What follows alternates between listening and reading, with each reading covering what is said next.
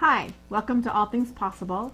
I'm Kris Barney, and this is my partner, Bill Barney. Hi, again. This is part 2 of the power in forgiveness, and we're excited to have you with us. And I'm excited because Bill gets to continue some of the things that he did in part 1. He's going to be giving you some steps and techniques and things that you can do in your life to move through forgiveness and find that freedom. So I'm going to turn it right over to you, Bill, and I'm excited to have you be able to share with our audience your expertise and some of your things that you teach in our events and the different things that we do. So, well, I am excited to share this because it's amazing how much difference it makes in a person's life, and it's amazing, and I want to share this. So thank you. That's awesome.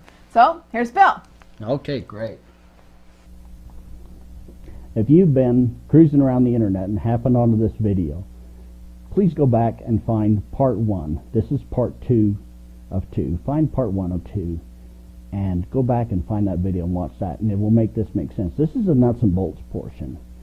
In the other video I talked about why and how I discovered the importance of forgiveness in your life, where it goes way beyond what we ever thought it would possibly be.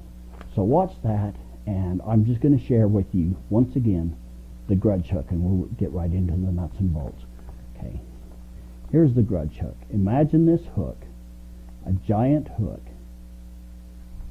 going through your center and hooking onto other people. And I'm going to read this. Holding on to a grudge is like being on a giant hook. Next to you on the hook is the person who has offended you. The hook is extremely painful. The wound cannot heal.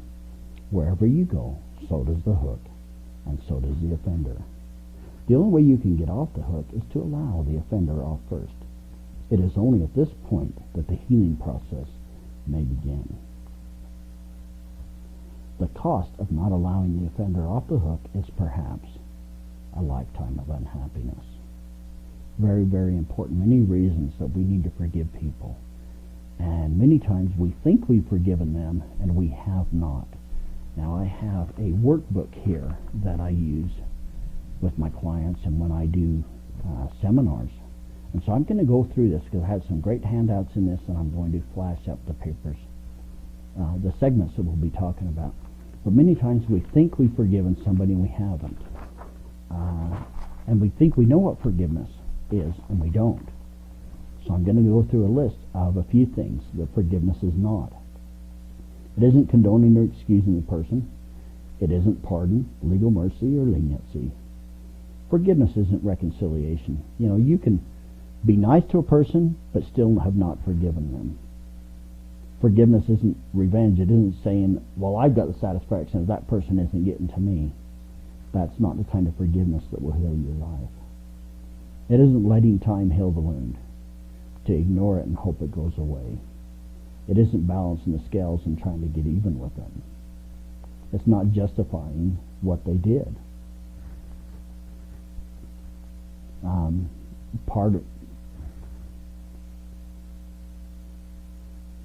Forgiveness is not just letting go of resentment, and it's not moving on and just leaving it in our past. That can be part of the forgiveness process, but it's not the whole process. It is not just only having positive feelings. Again, that's part of the process, but not the whole thing. It's not making a decision to forgive. I've heard many people say, oh, I forgave them. But have they ever really? Did they ever speak the words out loud? Or did they just say they did it? Because there's huge power in speaking the words out loud. Forgiveness is not just accepting what happened. We really need to find that place of true forgiveness and love in our heart. And again, it's not letting the person know how much they owe you for how they offended you. It's not trying to balance the scales and make them feel guilty for what they've done. So how do you tell? Now we know some things that forgiveness is not. How do you tell when you truly have forgiven someone? Here's a test, okay? Think right now. I want you to not just watch this video, but I want you to take a moment and think about somebody that you've had a difficult time forgiving and that you feel like you have forgiven them, all right? And here's the test. Think of that person or the incident, and do a quick scan. Just think about them, think about the person, think about what happened. Close your eyes. I close my eyes because I want you to close your eyes. Close your eyes, think about that. What feelings come up for you? Are you feeling upset or angry? Or do you have negative emotions? Just scan your emotions when you think about this person. What emotions come up? And when you scan your emotions, and the only emotions that you find are love and peace, then you're in a place of forgiveness. And let me throw in a little thing here for what I call toxic people. These are very, very poisonous people. It might be someone who raped you, who totally took advantage of you or a loved one. Someone who's just a toxic person. I don't know that you need to come to a place of love for them, but you come to a place where you feel at peace, where you trust that whatever they did, God will take care of that. And it's not your job to see that they get justice. And you just have a sense of peace about that person. It doesn't mean that what they did was okay. It's just that you're not carrying their weight on the back. And when you feel that, you know that they're not on the hook with you. That hook isn't through you and through them, and you're not dragging them with you everywhere you go. So that's a good sense, a good test. Here's some clues that you still have some more work to do. When you like to talk about what that person did to you, it enters into your conversations. When you have little revenge fantasies and you dream about getting revenge or some kind of justice, or you even get very happy when you find out that something bad happened to that person. If you have a tendency to try to avoid this person. Again, if it's a toxic person, avoid them like you would a rattlesnake. They are what they are. You don't need to pull a rattlesnake into your sleeping bag when you go camping and keep it warm at night. Stay away from it. Let it be what it is. If it's a toxic person, treat them like a rattlesnake. But most of the people that we have forgiveness issues with is ourselves and our loved ones. Those are the ones that are tough. And those are the ones that I'm saying, if we're avoiding family members and loved ones, there's forgiveness to do. If you have your friends and family, and you know they're tired of hearing you talk about this incident in your life, big clue, you haven't forgiven, and there's more work to do. We can forgive many, many times. A great wise teacher once said, when he was asked, how many times should I forgive someone? He said 490 times, 7 times 70. And that just doesn't mean if someone offends you 490 different times.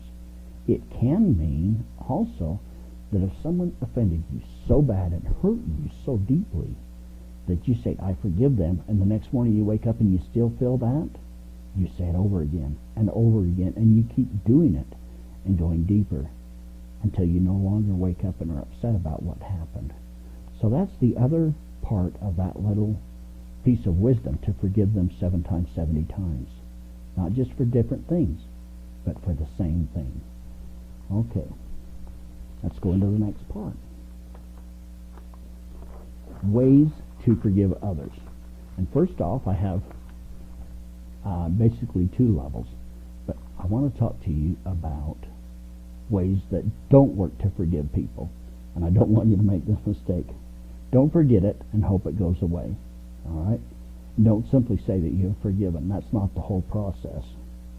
And please, please, please, don't call the person up and tell them that you have forgiven them. Most of them don't really believe that they did anything that bad or that you deserved it, and they might take delight in knowing how much it hurt you.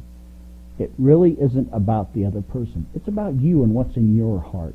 Okay? So when I talk about you speak the words out loud, don't call them up on the phone and speak the words out loud. Don't go to their house and say, I want you to know that I've forgiven you for the way you did whatever. Most of the time that's not going to go well. And it doesn't really help you to change your heart. And this is what we're doing, is changing your heart so that your life can heal. If somebody, I'm going to give a silly example.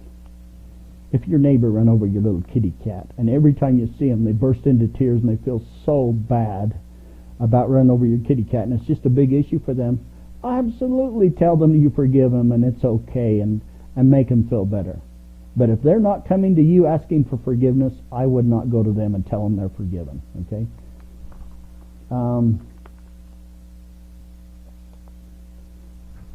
The first level of forgiveness is simple forgiveness. Go back, if you remember the first video with my daughter-in-law.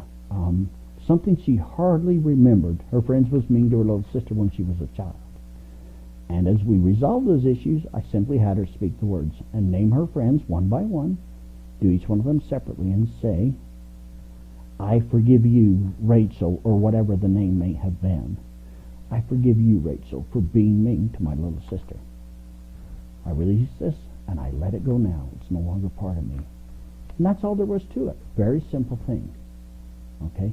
That's level 1 forgiveness. Just speak the words and say, I forgive you, to that person. Not in person, but directing your energy towards that person.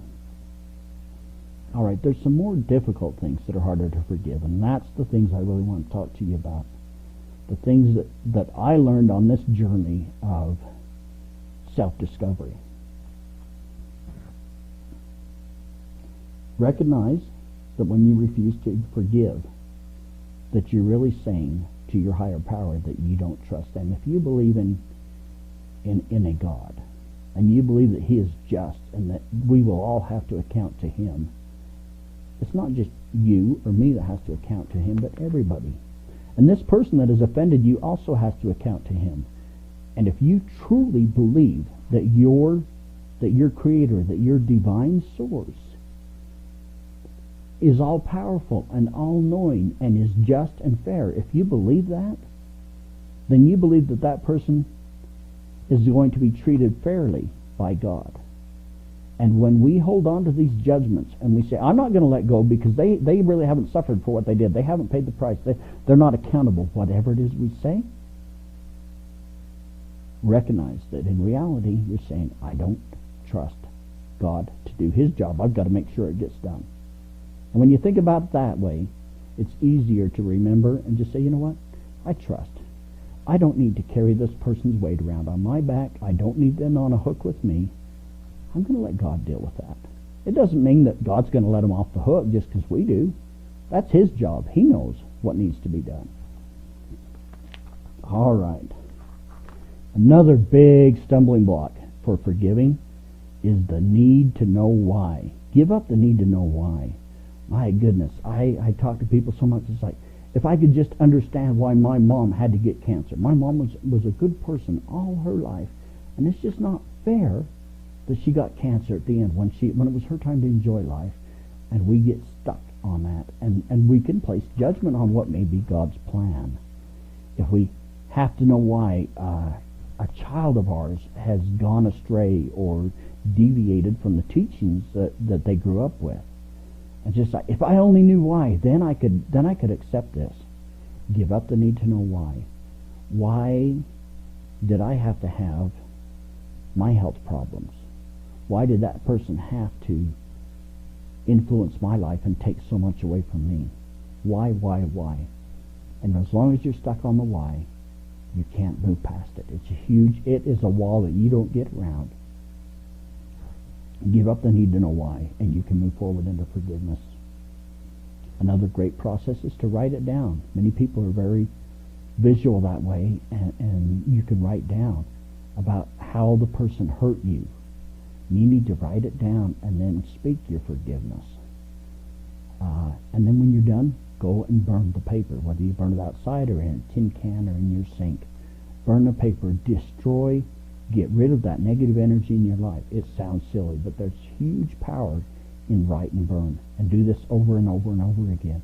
It's a great way to take away that toxic energy of grudges inside of it. Look for the lesson. I believe that many of the things that happen in our life are life lessons. And really bad things happen to us so that we can learn really awesome lessons. Inside of this piece of garbage that landed in our life, this challenge, is a gift. Look for the gift in your life. Look for the gift in this challenge. Are you a better person? What have you learned What can you now share with others? How are you stronger? That helps to forgive also, when you can see how in many ways some of these bad things are actually good things. There's a gift in the garbage. Okay? And we're going to into more and more powerful things. Here's the spirit-to-spirit communication, where you're not just speaking the words and saying, Joe, I forgive you for what you did. And be specific when you say these words. Don't say, Joe, I forgive you for what you did. Say, I forgive you for selling me a car and not telling me that I had these problems. Whatever it is to you, but you get the idea. Be specific, all right? But sometimes we have a very, perhaps it is a family member, a loved one, and they could be alive or passed on. It doesn't matter. And you can sit down and close your eyes and just be still for a moment. Be still. That's a very, very good advice, to be still. Be still and visualize the connection with that person. And say, if it's your mom, okay, I'm going to use mom for example. Mom, I need to talk to you and discuss some things.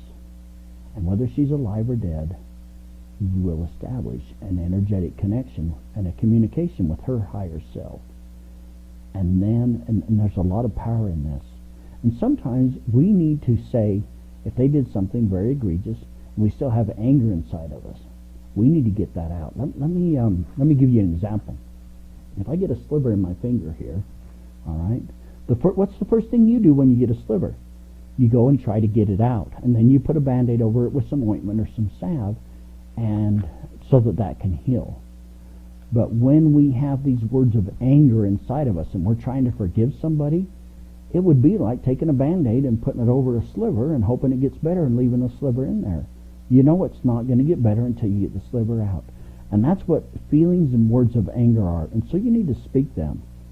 Again, don't call them on the phone. That won't go well. But you need to get the words out of you, because they're living things. They're toxic energy within you. Speaking it gets it out. Writing and burning gets it out also. But speak the word. So it would say, Mom,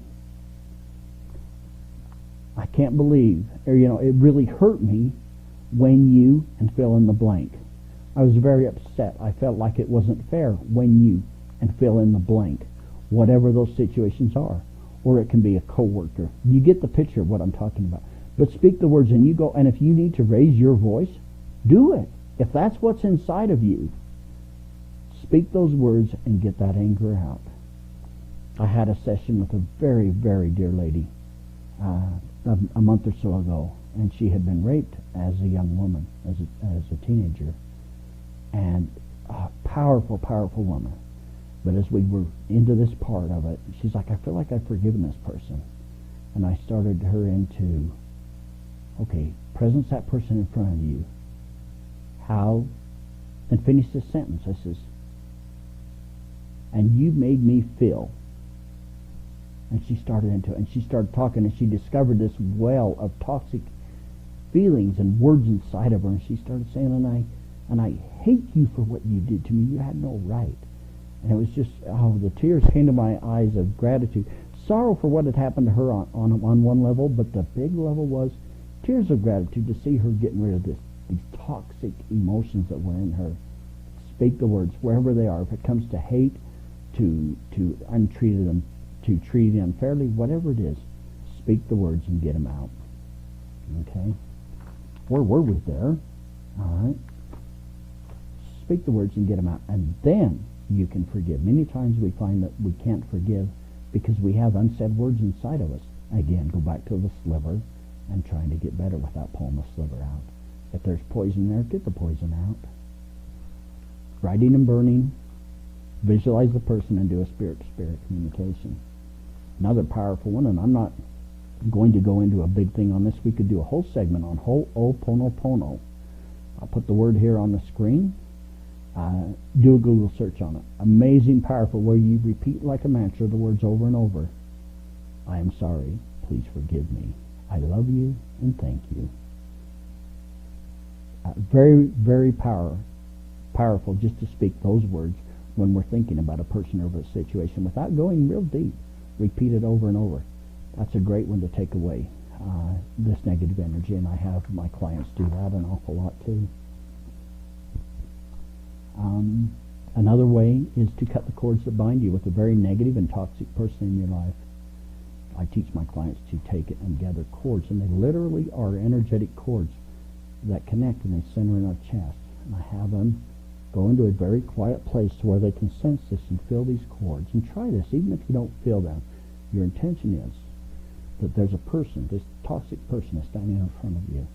And you gather these cords and hold them like this. Then take your hand and go 1, 2, 3, and you push them away. And you will be amazed at what you feel as you let go and cut the cords and separate from the person. Then you can forgive them and move them out of your life. If you have a higher power and you pray, that is a huge multiplier of your efforts. Pray and ask for help. Ask for your higher power to help you release and let go and get this out. And ask him to take that toxicity from out of you. Ask him to take that and to remove it from you and to place it in the proper place. And there's huge power in doing that. And then repeat. Again, 7 times 70. Do it over and over until you feel that you've done, that you're there. Okay, we talked a little bit about Ho'oponopono. And just to wrap up, the biggest thing I want to go to, and again, we're skimming over the top of these subjects, but I want to give you an idea, and I want to get you started in forgiving yourself. We're so hard on ourselves. We can forgive other people, but we tend to judge ourselves very harshly. And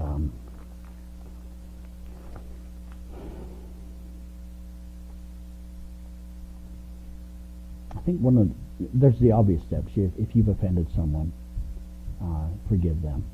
Ask them to forgive you. If you have a hard time forgiving yourself for a mistake that you made, ask your Creator, whatever your higher power is to you, and however that looks to you, but you ask the question, will you please forgive me for making this mistake? I'm talking about things when I go into self-forgiveness. If they're light duty, say, I forgive myself, and you're done. But sometimes we do things that we judge ourselves so harshly that we decide that we don't deserve forgiveness, that doesn't apply in us. And that's when it really takes a bad and negative effect on our lives. So I talked to you a minute ago about spirit-to-spirit communication. What I want you to do when you get to that point where you're just really struggling to forgive yourself, if you're now 30 years old and what you need to forgive yourself for happened when you were 28 or when you were 4 or when you were 15, imagine yourself at that age. Close your eyes and visualize that person in front of you at that age. Visualize yourself. See yourself at the age you were. The reason that for me and what I've found as I've worked with clients is we judge ourselves on what we've done when we was 15 years old with all the knowledge and the life experience that we had now. And it seems unforgivable. How could we be so foolish as to make that mistake? But see yourself as this 15-year-old person in front of you. And talk to that 15-year-old person like it's another person and say, trust me, go with me and do this. It's powerful. Say, little 15-year-old Bill, what you did was wrong. You shouldn't have done it. But you know what? You're just a kid. I can see that now. You're just a kid, and look what you've learned. Look at the type of person you've become because and since you made this mistake.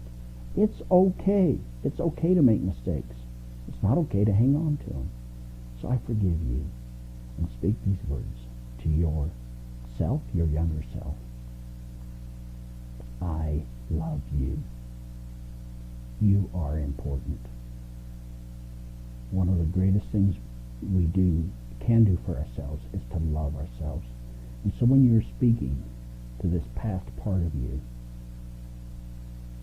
I love you. I forgive you. And begin to see them the way that their Creator sees you. And when you move into that space, it's easier to forgive. And again, repeat. that's a very, very powerful process when you can have a conversation with your younger self that made that mistake. And remember, you didn't know then everything that you know now. But that's how we judge ourselves, with our current knowledge. When we separate those, many times then we can go in and forgive ourselves. So, I hope and I trust, and my intent is that you will make forgiveness a huge part of your life. That you will love people. That you will love yourself. And when you go out into the world and you start bumping into people, whether it's a small thing or a big thing, remember to stay in a space of love and don't let them upset you. I have a fun thing that I do when someone cuts me off in traffic or does something that really would normally upset me. I'll just smile and say, yeah, come on in. Yeah, I got all the time in the world. Apparently, you're in a hurry. Okay, so come on in. Yeah, you're rude. I know, it's okay. And may you have many children. Okay. I pronounce a blessing on them, one that might not bring them all the joy in their life, but I do it as a way for me to stay up, to not go into the negative. So I don't get a hook into that person, because if I say, that son of a gun, I can't believe they did that, and I'm upset and they shouldn't have done that, you know what? I put a little hook in them. Okay, and if I don't go back and correct that, and most of the time we won't remember to do that, it stays there. Okay? Don't let people upset you. Don't go to anger. Go to love and forgiveness. And in the moment that you find yourself in anger, speak the words. Speak them out loud, quietly if you have to. I forgive that person for what they just did. I'm not going to carry them around on my back. I release them and I let it go now. Something else comes up that just is powerful, that I want to close with. When you have another person that you're trying to forgive, and it's a toxic and a hateful person, and you're just really struggling, and that you don't want anything to do with this person, imagine yourself giving this person a piggyback through life, and just say, as you declare your words of forgiveness, I forgive you because I don't want you in my life. I forgive you because I am no longer going to carry you with me. You're on your own. Whatever you do and whatever you have done is between you and your Creator. And sometimes when we muster up that much, it's like, I'm going to forgive you because I don't want to carry you with me. I don't want to carry you on my back. And when we do that, it's very, very powerful. So, blessings to you. May your life be amazing. May you overcome the obstacles that you're facing. And may all of your dreams come true. I wish the very best for you. I would love to work with you. If you feel like you would like to talk to me and discover this more, I would be glad to set up a free 15-minute call where we can talk about what's going on in your life and what I can possibly do for you. And maybe you can decide whether you would like to pursue this further. If you would like that, email me at, my email is bill@allthingspossible.biz. Okay? Email me and ask me any questions you have. I appreciate your comments. I appreciate you coming back to watch our video. Also, I do sessions, not only in person here in the Salt Lake, Utah area, but I do many of my sessions with video conferencing, with Skype or FaceTime, and also on the phone. Whatever works for you. They can be just as powerful this way as in person. You are amazing, and you deserve to heal your life. Go to forgiveness. Start forgiving the people in your life. If you would like more information, get a hold of me. And if you would like to get the 7 traits to having all things possible in your life, go to our website, www.allthingspossible.biz, and click on Get 7 Traits to having all things possible in your life.